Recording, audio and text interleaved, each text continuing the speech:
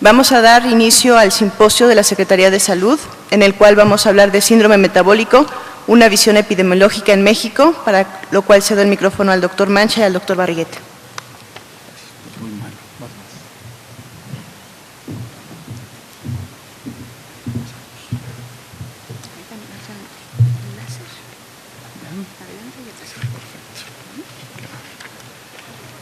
Muy buenos días a todos. Este simposio ya es casi una tradición. Nos sentimos halagados en el Centro Nacional de Programas Preventivos y Control de Enfermedades de poder ser parte de este trabajo. Voy a compartir con ustedes unas láminas muy breves para dar inicio a lo que sería una breve definición del síndrome metabólico, si la tecnología me lo permite. ¿O a dónde le tengo que poner? Ya está. Solamente enfatizar que me refiero a anormalidades clínicas y bioquímicas que a lo largo de todo este seminario vamos a estar entendiéndolo más, que predominan las anormalidades del metabolismo, pero algo muy importante en cuanto a la clínica y la epidemiología del síndrome metabólico es un precursor que además es corregible. Y quiero insistir en esta palabra de corregible, porque en enfermedades crónicas a veces nos cuesta trabajo el poder hablar de la prevención. En las transmisibles estamos muy acostumbrados a que existe una vacuna, aquí no la tenemos, pero sí existen elementos para modificar, incluso para corregir y prevenir los aspectos vinculados con este tipo de padecimientos. Es muy frecuente en las personas que tienen diabetes, 80%, en hipertensión un 30% y en dislipidemias un 30%. Si de todos los que hoy estamos en este auditorio nos hiciéramos algunas pruebas, caemos perfectamente en estas cifras. De allí pues la importancia que en la práctica diaria, en el trabajo cotidiano, cuando estemos en la consulta y se detecte a algún paciente con componentes relacionados al síndrome metabólico, estamos obligados a una búsqueda intencionada de todos los factores de riesgo cardiovascular que se asocian a ello. Y la importancia radica en que sus componentes sí afectan de forma importante la salud cardiovascular de nuestros pacientes. A nivel mundial, las cifras hablan de que hasta una cuarta parte de la población lo padece. Y la probabilidad que tiene una persona con síndrome metabólico es 3 veces mayor de sufrir un ataque cardíaco que quien no lo tiene, o un accidente cerebrovascular, y 2 veces más que las personas que no lo padecen. Y esto es lo que nos debe estar preocupando, porque si no lo identificamos de manera oportuna, tendríamos muchas muertes prematuras en nuestra población. Son casi 200 millones de personas que en el mundo sufren de diabetes y 80% de estas mueren por enfermedades cardiovasculares. Y es el síndrome metabólico ese precursor que condiciona mucho esta circunstancia. Y el estilo de vida, que es una situación de voluntades en la que nos ha costado mucho trabajo en la vida institucional el hacer una excelente promoción de la salud para buscar la adherencia de la familia, de los enfermos y aún de la población sana a movernos hacia un estilo de vida saludable que evite la presencia temprana de sintomatología de la enfermedad y sobre todo a quien ya está enfermo de sus complicaciones. En esta lámina ustedes podrán ver la cantidad de los factores de riesgo vinculados al desarrollo del síndrome metabólico, y la realidad es de que cualquiera diría, ¿y quién se salva? Hagan esa lectura y van a ver que todos estamos predispuestos si no tomamos medidas de prevención. Y con este como antecedente, voy ahora a platicarles de lo que es la encuesta nacional de salud y nutrición que se hizo en el año 2006, y como un elemento importante de disponer de información, porque en la vida diaria los sistemas de información institucional no siempre tienen todas las variables, y destacar que nuestro país tiene una gran tradición en la elaboración de encuestas. En esta lámina estamos observando cómo desde el año 1986 y hasta el 2003, en estos 17 años hemos hecho 25 encuestas prácticamente, de todo tipo, para conocer la situación de coberturas de vacunación, que fueron de las primeras, la situación de enfermedad de Reika en menores de 5 años. Hicimos encuestas para conocer el consumo de tabaco. Ahora hemos ido sofisticando todas nuestras encuestas para tener elementos importantes y sobre todo que de las experiencias aprendidas estamos ya recabando información muy útil para estar comparando. El diseño de la muestra es fundamental en la importancia que tienen los resultados, sobre todo porque para el investigador siempre es deseable el poder extrapolar ese hallazgo de una muestra al universo de quien procede. Y en esta lámina destacar solamente el menú de 8 diferentes grandes apartados que nos dan información suficiente para conocer qué está pasando en la población en el año 2006 y sobre todo que con esto tendríamos la certidumbre de que la confiabilidad de los datos nos van a permitir que podamos extrapolar los resultados. Hablando de los temas, se pudo estratificar en 3 grandes grupos, los niños, adolescentes y adultos, y una variable importante fue el uso de los servicios de salud, porque esto nos permite conocer la automedicación o no, y para cada uno de los grupos etarios además se han definido factores de riesgo, que son importantes porque finalmente la identificación temprana de estos son el detonador de una intervención en salud pública, que es la que esperaríamos tener para poder entonces mitigar el daño vinculado a ese factor de riesgo y tomar medidas preventivas o poblacional que nos permitan tener una mejora en nuestra situación de salud. Como podrán ver, es muy completo todo el componente para cada uno de los grupos de edad, con esta idea de tener un diagnóstico de lo que está pasando en cuanto a salud y nutrición. De la información relevante que se maneja, pues destacar, y de salud y nutrición, pues sí, el tema de salud y nutrición en la población, buscando la prevalencia de algunos padecimientos, y hay que destacar crónicos, pero también infecciosos. No solo se focalizó a los crónicos. Una parte importante fue la calidad de la respuesta de los servicios de salud, qué tanto se están utilizando y por quiénes, con qué periodicidad y en qué servicios, y traigo unos ejemplos a compartirles. Lo que genera el gasto en salud, que ha sido motivo, entre otras, de lo que actualmente hoy conocemos como el Seguro Popular. Ha sido una información que permitió definir cuál era la cobertura médica de este tipo de aseguramiento y decir que el día de hoy prácticamente toda nuestra población es beneficiaria o de la seguridad social, vía Seguro Social, ISSSTE, o tiene cobertura de servicios de salud a través de esta estrategia que es el Seguro Popular. Y el impacto que tiene el programa de salud Oportunidades, porque finalmente va focalizado hacia población vulnerable. Y con ello podemos llegar a escenarios donde pocas veces tenemos acceso. Algo importante de Ensalud 2006 es que, además de que fue muy compleja y dio el estado de salud y nutrición, la prevalencia, lo que se destaca en rojo,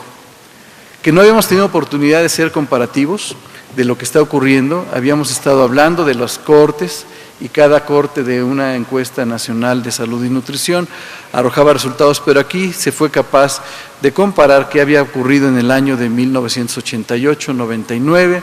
en el 86-94, 2000 contra el año 2006, que esta es una de las grandes riquezas que tiene esta información, porque a manera de serie histórica nos va presentando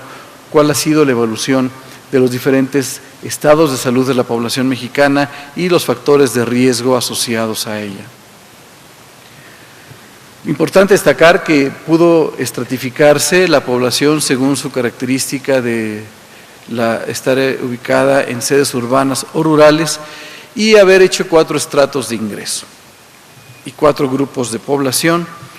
que son los niños, población escolar, adolescentes, adultos y adultos mayores, y con esto tenemos pues una gran estratificación de población que nos permite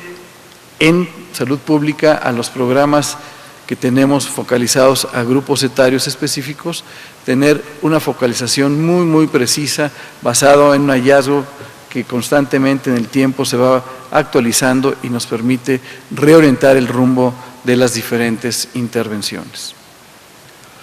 Tuvo representatividad y fue muy fiel al censo de población y vivienda que se había hecho en el año 2000.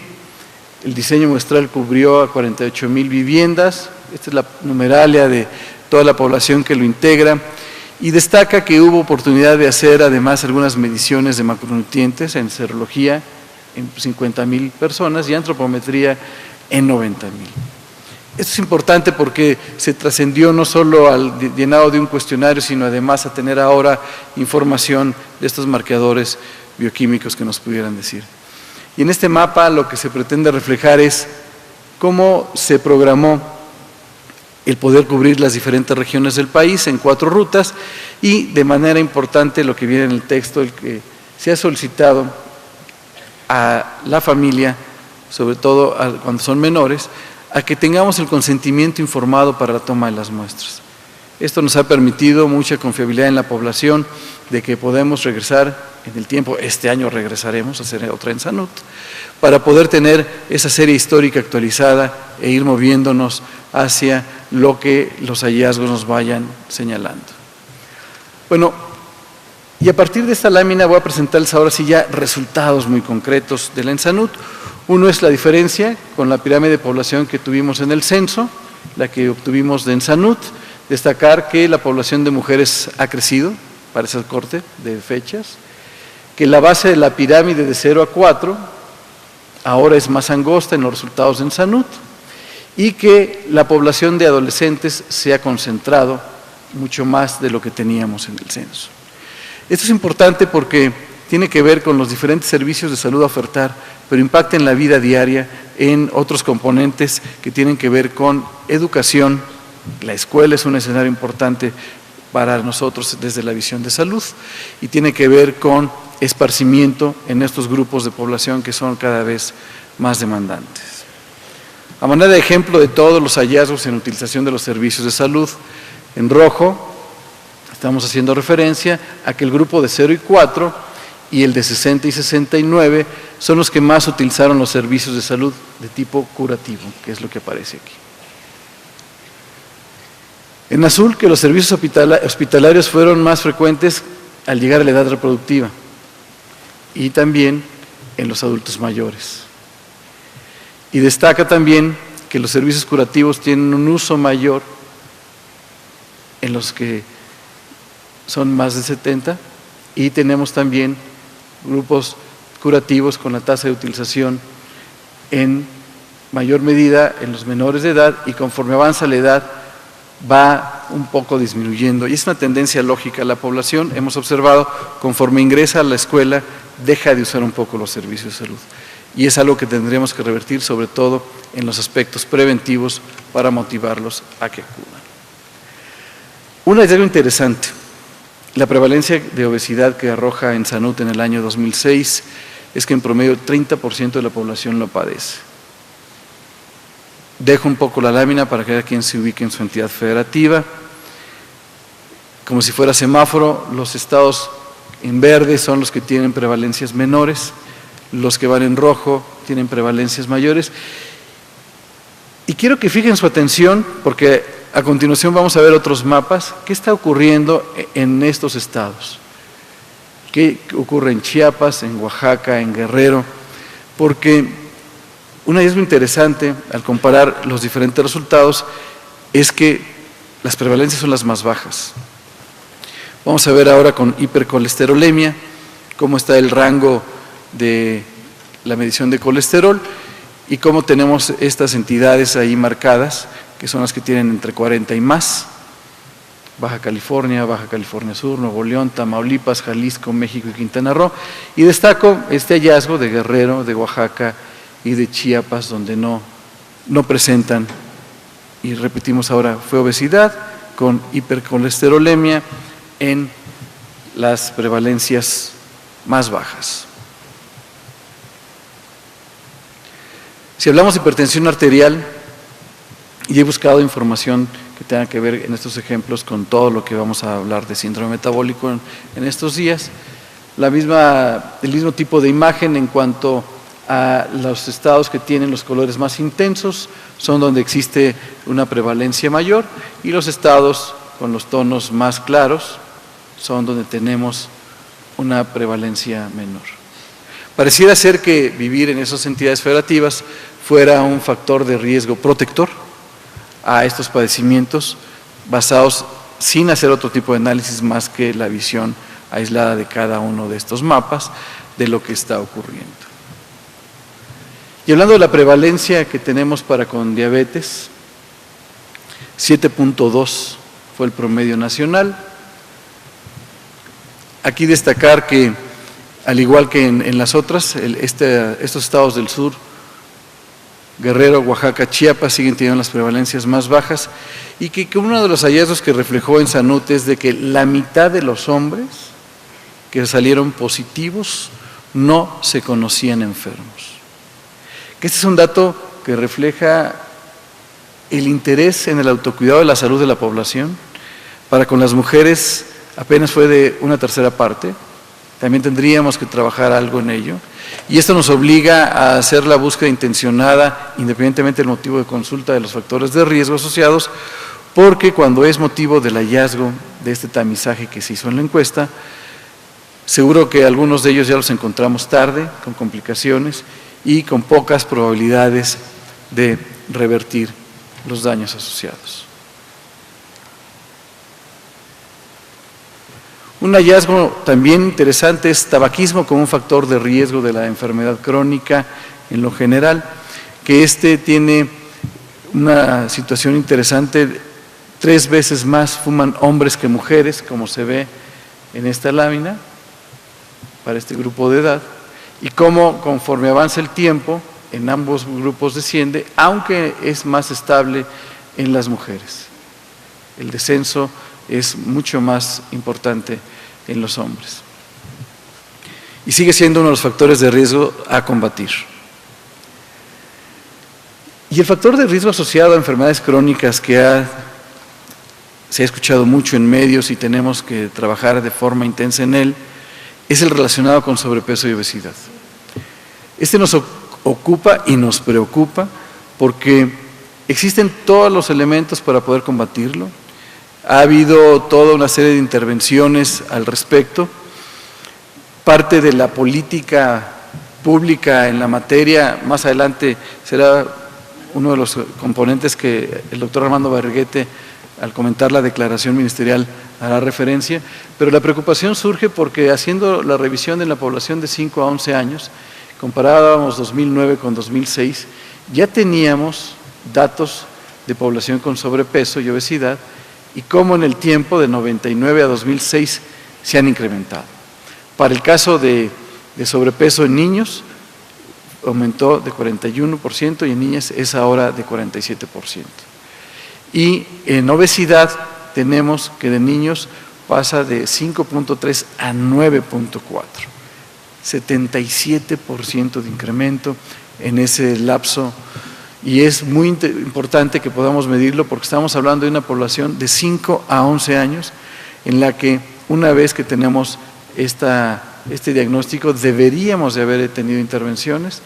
que nos pudieran estar modificando ese patrón. En el caso de las niñas el aumento fue de 5.9 a 8.7%, cifra que representó 47% de incremento. Y ahí la reflexión para todos nosotros en cuanto al estilo de vida para poder hacerlo realidad y poder estar modificándolo. Bueno, hablar de la prevalencia de sobrepeso y obesidad ahora en los adolescentes también, comparando las cifras de la encuesta que se hizo en el 1999 contra la que se hizo en el 2006 para población femenina de 12 a 19 años, tenemos en sobrepeso también un incremento del 7.8% y de obesidad, muy importante también, que refleja en términos relativos el incremento de un poco más de una tercera parte de lo que conocíamos. Situación que nos debe estar preocupando, entenderíamos que hay factores de riesgo, tenemos que modificar el estilo de vida y el hallazgo en salud nos debe de estar motivando a esta reflexión. Y hablar de masa corporal en adultos, esta parte se hizo midiendo a todos nuestros adultos en la encuesta, tuvimos hallazgos de desnutrición, en una proporción muy pequeña, tuvimos una población con indicadores adecuados, tenemos sobrepeso y tenemos obesidad. Destacar aquí que el sobrepeso tiene una prevalencia mayor en los hombres que en las mujeres, que tenemos del 42 contra el 37% en las mujeres, y que tenemos de obesidad mayor también en las mujeres que en los hombres. Biológicamente los depósitos de grasa en la mujer son mayores y eso puede ser parte de la explicación, pero sí destacar que el problema severo lo tenemos en toda la población que ya tuvo diagnóstico de obesidad en el año 2006, que muchos de ellos con este como factor de riesgo asociado ya han pasado a formar parte de la cohorte de enfermos crónicos con diabetes o con hipertensión, con dislipidemias, que tenemos también una cohorte de población con sobrepeso en ENSANUD 2006, que esperemos que en el tiempo, una vez que se supieron diagnosticados como tal, se pudo haber hecho alguna modificación en el hábito alimenticio, en haber incorporado la actividad física como un elemento de control para con ello llevarlos a la normalidad y con ello también tener un bienestar en salud mucho mejor. Y si medimos la circunferencia de la cintura como uno de los indicadores, aquí tenemos qué pasó en el año de 1999 y qué en el año del 2006. Estamos hablando en la población de 20 a 49 años. En esta gráfica se ve, para el caso de mujeres, que es lo que nos ocupa, 33% en el nivel nacional de la población encuestada con una cintura mayor de 80 centímetros. No está la gráfica, pero en el caso de los hombres, el riesgo es del 64% en cifras redondeadas, con una cintura mayor a 90 centímetros. Elegí todo este abanico de ejemplos de resultados de ENSANUD, buscando sí focalizar con todo lo que esté relacionado con síndrome metabólico y en particular con este factor de riesgo de que es sobrepeso y obesidad, y un poco con esta diversidad de ver los índices de masa corporal o mediciones como es la de la cintura, como elementos sencillos, sobre todo este último, para que cada uno de nosotros en lo individual pudiéramos estar revisando como una actitud de autocuidado cuál es la situación de salud basada en una medición y con ello poder estar realizando alguna intervención. Quizá el impacto, y digo el impacto porque estamos hablando de una corte que en su momento tenía hasta entre 5 y 11 años y que va a tener ahora, 5 años después, pues tendríamos, aunque sea el mismo grupo de edad, esa población que tenía en aquel entonces sobrepeso y obesidad y representó el 26%, actualmente tiene entre el que tenía 5 tendrá 10, el que tenía 11 tendrá 16 y así se movió la cohorte. Tendríamos que hacer esa comparación en la serie histórica para saber qué tanto esa prevalencia que se encontró en su momento para este grupo poblacional, respetando todo el diseño muestral para tener esa validación estadística y certidumbre y confianza en el uso de los datos, podemos obtener. Este año estaremos haciendo la ENSANUD 2011, conserva la estratificación de los grupos de edad, de los diferentes temas en cada grupo de edad para poder con ello seguir comparando las series históricas y con ello también tener opción de tener información útil para la toma de decisiones. Destacar también que para este año el cuestionario va a ocupar como 45 minutos al entrevistado, que sea cuidado que ese tiempo no sea mayor porque se pierde la atención de la población que de forma amable nos recibe en sus hogares, y también destacar que para lograrlo se ha usado otro tipo de información también que se ha levantado. Yo decía al inicio, nuestro país tiene tradición en el levantamiento de encuestas que ya se han realizado, en las que entonces algunos capítulos en lo particular reducen el número de sus preguntas o incluso las pueden abatir porque tenemos de otra encuesta algún resultado importante. Y dejo al calce el sitio de la página web donde todos ustedes podrán acceder a la información